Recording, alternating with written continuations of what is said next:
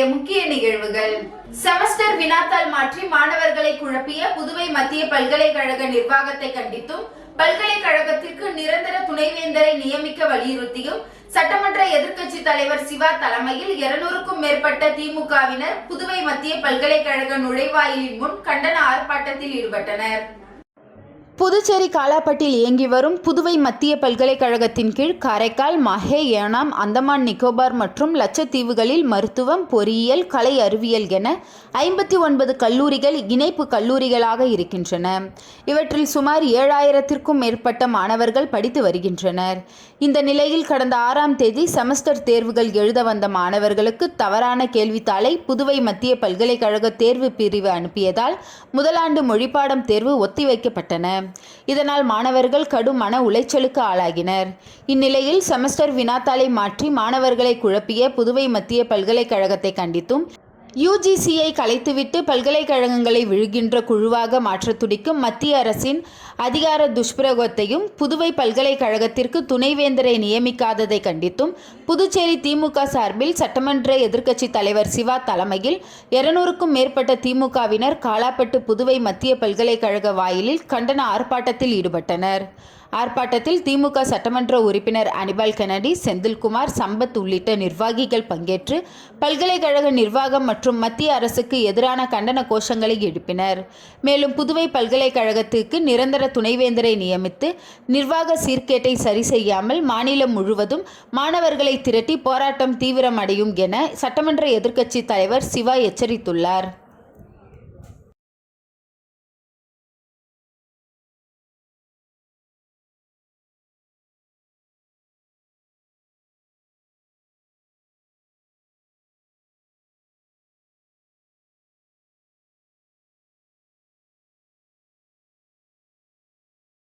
முத்தியால்பேட்டை தொகுதி தெபேசன் சின்ன சந்து வீதியில் புதர் மண்டியும் கட்டிட கழிவுகள் இருந்த பகுதியை திமுக முன்னாள் MLA நந்தா சரவணன் தனது சொந்த செலவில் சமதளமாக்கி தெருவில் 4 பகுதிகளில் தெருவிளக்கு அமைத்துக் கொடுத்தார். புதுச்சேரி முத்தியால்பேட்டை தெபேசன்பேட்டை சின்னசந்து வீதியில் சாலையை ஆக்கிரமித்து கட்டட கழிவுகளும் புதர்களும் மண்டி கிடந்தது. தெருவிளக்கு இல்லாமல் அப்பகுதியே இருட்டாக இருந்தது. இதனால் பல சமூக விரோத செயல்கள் நடைபெறும் இடமாக இருந்தது. இது சம்பந்தமாக அப்பகுதி மக்கள் முன்னாள் திமுக சட்டமன்ற உறுப்பினர் நந்தா சரவணன் அவர்களிடம் இது சம்பந்தமாக கோரிக்கை வைத்தனர். கோரிக்கையை கேட்டு நிவர்த்தி செய்து தருவதாக உறுதியளித்தார். அதன்படி அவர்கள் வைத்த கோரிக்கையை 2 நாட்களில் தன் சொந்த செலவில் நிவர்த்தி செய்து கொடுத்தார். புதர் மண்டியும் கட்டிட கழிவுகளும் இருந்த பகுதியை சமதளமாக்கி தெருவில் 4 பகுதிகளில் தெருவிளக்கு பொருத்தி இரவு நேரங்களில் மக்கள் பயமின்றி செல்ல ஏற்பாடு செய்து கொடுத்தார். நாங்கள் பிரைமரி கவர்மெண்ட் ஹாஸ்பிட்டல் பேக் சைடில் சின்ன சந்தில் இருக்கோம். மசூதி வீதி இது. இதில் கடைசி வீட்டு வீதியில் வந்து கல்லும் மேடுமா குப்பை குளமாக இருந்துச்சு. அப்புறம் கடைசி வீதியில் லைட்டும் கிடையாது. வயசானவங்க குழந்தைங்கள்லாம் அங்கே போகும்போது அந்த கல்லில் இடித்து கீழே விழுந்து தான் போவாங்க. நாங்கள் நந்தா சரவணன் சார்கிட்ட போய் அப்ரோச் பண்ணோம். அவர் வந்து ஃபஸ்ட்டு வந்து அந்த கல்லு மேடாக இருக்கிறத வந்து சீரமைச்சு ஒருநிலைப்படுத்தி கொடுத்தாரு. அப்புறமா லைட்டும் போட்டு கொடுத்துட்டாரு. 2-3 இடத்துல இந்த தெருவில் போட்டு கொடுத்துட்டாரு. அப்புறமா ரோடு போட்டு தரேன்னு சொல்லியிருக்காரு. கூடிய சீக்கிரம் போட்டு தருவார் நம்புகிறோம். ரொம்ப தேங்க்ஸ். தியாக முதலியார் அவர்களின் 245ஆம் ஆண்டு பிறந்த நாளை முன்னிட்டு அவரது சிலைக்கு மாலை அணிவித்து மரியாதை செலுத்தப்பட்டது. புதுவை புகழ் கொடைவள்ளல் திரு தியாகு முதலியார் அவர்களின் 245ஆம் ஆண்டு பிறந்த நாள் நினைவு கூறும் வகையில் புதுவை பெரிய மார்க்கெட் பழைய சிறைச்சாலை எதிரில் அமைந்துள்ள அன்னாரது சிலைக்கு பொதுப்பணித்துறை அமைச்சர் திரு லட்சுமி நாராயணன், தொகுதி சட்டமன்ற உறுப்பினர் திரு நேரு, புதுச்சேரி ஆணையர் திரு கந்தசாமி மற்றும் அன்னாரின் வாரிசும் வழக்கறிஞருமான திருமதி மரி அண்ணா தயாவதி ஆகியோர் கலந்து கொண்டு மாலை அணிவித்து மரியாதை செய்தனர்.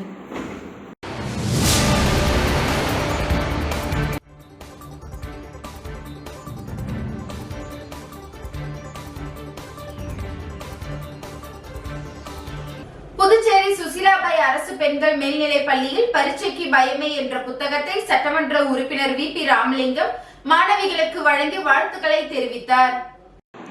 புதுச்சேரி ராஜ்பவன் தொகுதிக்குட்பட்ட வைஷியால் வீதியில் உள்ள சுசிலாபாய் பெண்கள் மேல்நிலைப் பள்ளியில் பயிலும் 12ஆம் வகுப்பு மாணவிகளுக்கு பயமின்றி தேர்வை எதிர்கொள்ளும் விதமாக பரீட்சைக்கு பயமேன் என்ற புத்தகம் வழங்கும் விழா நடைபெற்றது.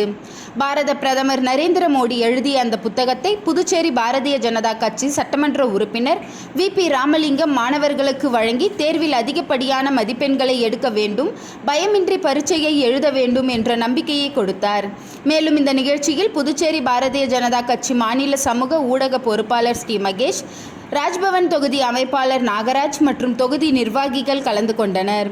மேலும் இந்த நிகழ்ச்சியில் பள்ளி துணை முதல்வர் ராஜவேலு சுகந்தி மற்றும் இருபால் ஆசிரியர்கள், மாணவியர்கள் மற்றும் பலர் கலந்து கொண்டனர்.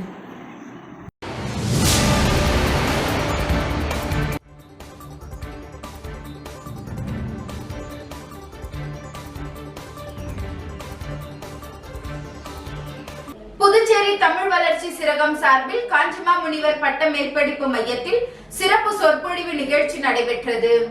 புதுச்சேரி அரசு கலை பண்பாட்டுத்துறை தமிழ் வளர்ச்சி சிறகம் சார்பில் லாஸ்பேட்டையில் உள்ள காஞ்சிமா முனிவர் பட்ட மேற்படிப்பு மையத்தில் சிறப்பு சொற்பொழிவு நிகழ்ச்சி நடைபெற்றது. தொடர்ந்து தமிழ் வளர்ச்சி சிறக சிறப்பு அதிகாரி கலைமாமணி வாசுகி ராஜாராம் வரவேற்புரையாற்ற, அரசு செயலர் நெடுஞ்செழியன் நோக்க உரையாற்றினார். விழாவில் பொதுப்பணித்துறை அமைச்சர் லட்சுமி நாராயணன் தலைமை உரையாற்ற, பாடக்கலை திட்ட மூத்த அதிகாரி ரத்னமாலா பரிமளம் சிறப்புரையாற்றினர். தொடர்ந்து காஞ்சிமா முனிவர் பட்ட மேற்படிப்பு மைய இயக்குனர் செல்வராஜ் வாழ்த்துரை வழங்க, தமிழ்துறை தலைவர் கிருஷ்ணகுமார் நன்றி உரையாற்றினார். விழாவில் ஏராளமான மாணவிகள், ஆசிரியர்கள் பலர் கலந்து கொண்டனர். பிறகு அவங்க ஃபார்வர்ட் பண்ணணும். இவ்வளோ நேரம் நான் பேசுறதே இவ்வளோ, இதை விளக்கி சொல்றேன். நான் நல்ல தமிழ் படித்த மாணவராகவும் பண்பாடு உணர்வை உலகத்தை எடுத்துச் சொல்பவராகவும் சிங்கப்பூர் என்று சொல்வதில் பெருமை கொள்பவராகவும் அந்த நாட்டுக்கு நல்ல கொசு ஒழிப்பு, புகை மருந்து அடிக்கும் பணிகள் தொடர்ச்சியாக அனிபால் கென்னடி எம்எல்ஏ அவர்களால் தீவிரமாக நடவடிக்கை மேற்கொண்டு வருகிறது. புதுச்சேரி உப்பளம் தொகுதியில் திமுக சட்டமன்ற உறுப்பினர் அனிபால் கென்னடி அவர்கள் கொசு ஒழிக்க எடுத்து வரும் தீவிர நடவடிக்கையால் வரும் காலங்களில் கொசுக்களால் ஏற்படும் டெங்கு, மலேரியா மற்றும் மலேரியா நோய் கிருமி விரைவில் கட்டுப்படுத்திவிட புகை மருந்து அடித்தல், வாய்க்கால்களில் கொசு புழுக்களை அழிக்க மருந்துகள் தெளித்தல் போன்ற பணிகளில் சுகாதாரத்துறை, மலேரியா அலுவலகம், நகராட்சி மற்றும் சொந்த செலவில் தனது கழக சகோதரர்கள் வைத்து உரிய முறையில் மருந்து இயந்திரங்களை வைத்து பணிகளை தொடர்ச்சியாக சட்டமன்ற உறுப்பினர் முயற்சியால் ஈடுபடுத்தப்பட்டனர். அதன் தொடர்ச்சியாக வாகனம் மூலம் புகை மருந்து அடிக்கும் பணிகளை மேற்கொள்ள சுகாதாரத்துறை இயக்குனர் டாக்டர் ரவிச்சந்திரன், துணை இயக்குனர் டாக்டர் வசந்தகுமாரி ஆகியோரிடம் சட்டமன்ற உறுப்பினர் அவர்கள் கோரிக்கை வைத்திருந்தார். அதனை ஏற்று கொசு புகை மருந்து அடிக்கும் பணிகள் தொடங்கப்பட்டது. அதை உடனிருந்து சட்டமன்ற உறுப்பினர் துவங்கி வைத்தார். உடன் தொகுதி தொழில்நுட்ப அணி சேதுபதி மற்றும் மதியழகன், தொகுதி துணை செயலாளர் ராஜி, கிளை செயலாளர்கள் காலப்பன், ராகேஷ், கழக நிர்வாகிகள் இருதயராஜ், செல்லப்பன், மோரிஸ் ஆகியோர் உடன் இருந்தனர்.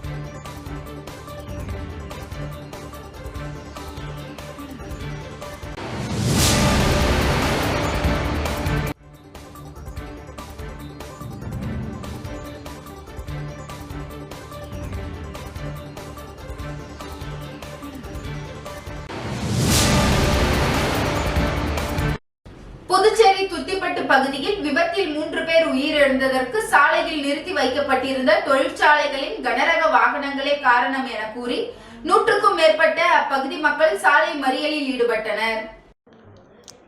ஆரோவில் குயிலாப்பாளையம் பகுதியைச் சேர்ந்த செந்தில், குணசீலன் மற்றும் கடப்பேரி குப்பத்தை சேர்ந்த சரண்ராஜ் 3 பேரும் கட்டிடங்களுக்கு பெயிண்ட் அடிக்கும் தொழில் செய்து வந்தனர். இந்த நிலையில் இவர்கள் நேற்று இரவு புதுச்சேரி பத்துக்கண்ணு பகுதியில் தங்களது பணியை முடித்துவிட்டு மூவரும் ஒரே இருசக்கர வாகனத்தில் தங்களது வீடுகளுக்கு திரும்பிக் கொண்டிருந்தனர். வாகனத்தை செந்தில் ஓட்டிக்கொண்டு இரவு 10 மணி அளவில் புதுச்சேரி துத்திப்பட்டு அருகே சென்று கொண்டிருந்த பொழுது சாலை ஓரமாக நின்று கொண்டிருந்த லாரி மீது வேகமாக மோதி உள்ளனர். இதில் 3 உடல் நசுங்கி சம்பவ இடத்திலேயே உயிரிழந்தனர். இந்த நிலையில் 3 பேரின் மரணத்திற்கு துத்திப்பட்டு சேதராப்பட்டு பகுதியில் இயங்கி வரும் தொழிற்சாலைகளில் கனரக வாகனங்களே காரணம். விதிகளை மீறி சாலைகளில் இருபுறமும் கனரக வாகனங்களை நிறுத்தியதால் தொடர்ந்து விபத்துக்கள் ஏற்பட்டு வருகின்றன. இது குறித்து பலமுறை வில்லியனூர் போக்குவரத்து காவல்துறைக்கு புகார் அளித்தும் நடவடிக்கை எடுக்காததால் வில்லியனூர் போக்குவரத்து காவல்துறை அதிகாரிகள் மீது புதுச்சேரி அரசு சட்டப்பூர்வ நடவடிக்கை எடுக்க வேண்டும். மேலும் அலட்சியமாக செயல்பட்ட போக்குவரத்து காவல்துறை அதிகாரிகளை முதல் குற்றவாளியாக சேர்க்க வலியுறுத்தியும் விடுதலை சிறுத்தைகள் கட்சி தலைமை நிலைய செயலாளர் அன்பரசன் தலைமையில் நடைபெற்ற சாலை மறியல் போராட்டத்தில் பாக்கியராஜ், கிறிஸ்ராஜ், பாண்டியன், சிரஞ்சீவி, சுபாஷ், சுந்தர்ராஜ், விஜயா, சத்யவாணி, பிரியா, மாரியம்மாள், பரமசிவம், சிபி உட்பட 100க்கும் மேற்பட்ட அப்பகுதி மக்கள் துத்திப்பட்டு சாலையில் அமர்ந்து தொடர்ந்து சாலை மறியலில் ஈடுபட்டனர். இதனால் போக்குவரத்து பெரிதும் பாதிக்கப்பட்டது. இது குறித்து தகவல் அறிந்து வந்த காவல்துறையினர் போராட்டத்தில் ஈடுபட்ட பொதுமக்களிடம் பேச்சுவார்த்தை நடத்தியதின் பெயரில் போராட்டத்தை கைவிட்டு அனைவரும் கலைந்து சென்றனர்.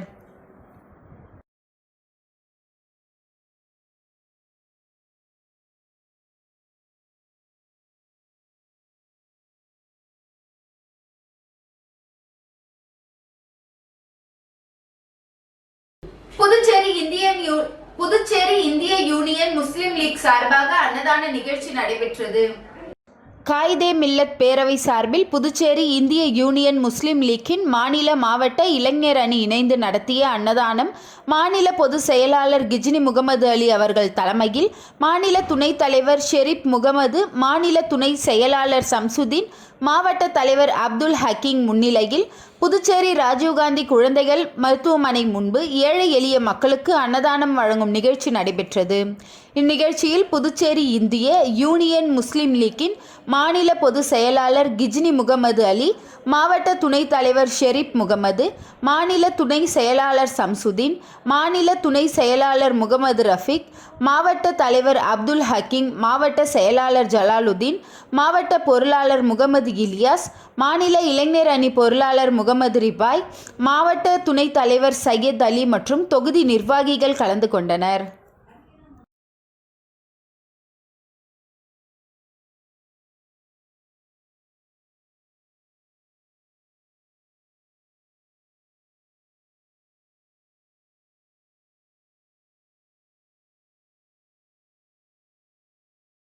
ஏற்கனவே விற்பனை செய்த இடத்திற்கு மீண்டும் போலி பத்திரம். பாஜக வழக்கறிஞர் உதவியுடன் 50 கோடி ரூபாய் இடத்தை அபகரிக்க முயற்சி. புதுச்சேரி உப்பளம் கோலாஸ் நகரை சேர்ந்தவர் முகமது இட்ரித். அவரது மகன் முகமது அனீப், அவருடைய மனைவியான ஹத்திஜா பீவிக்கு சொந்தமான இடம் அரியாங்குப்பம் பைபாஸ் சாலையில் உள்ளது.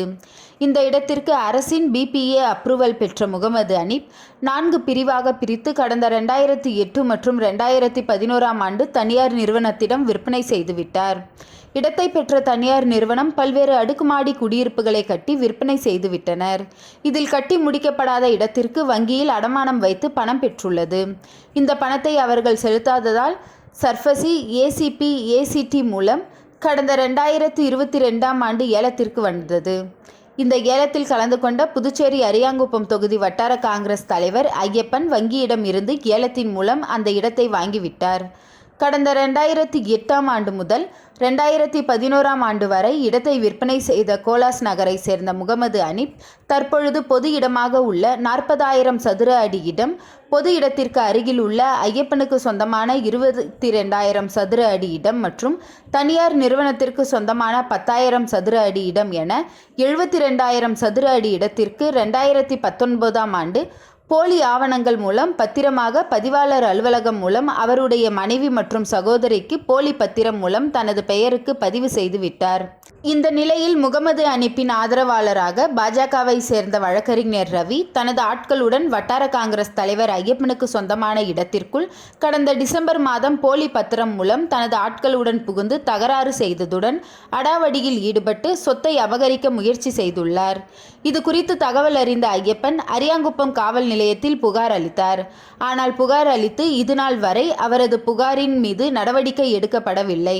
இதனையடுத்து அவர் நீதிமன்றத்திலும் வழக்கு தொடர்ந்துள்ளார்.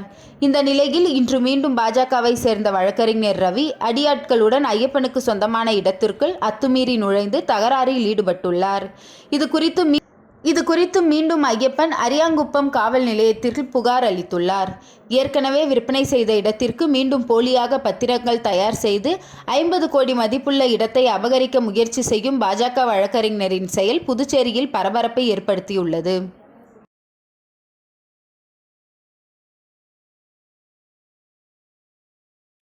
இன்றைய நிகழ்வுகள் நிறைவடைந்தது. நன்றி, வணக்கம்.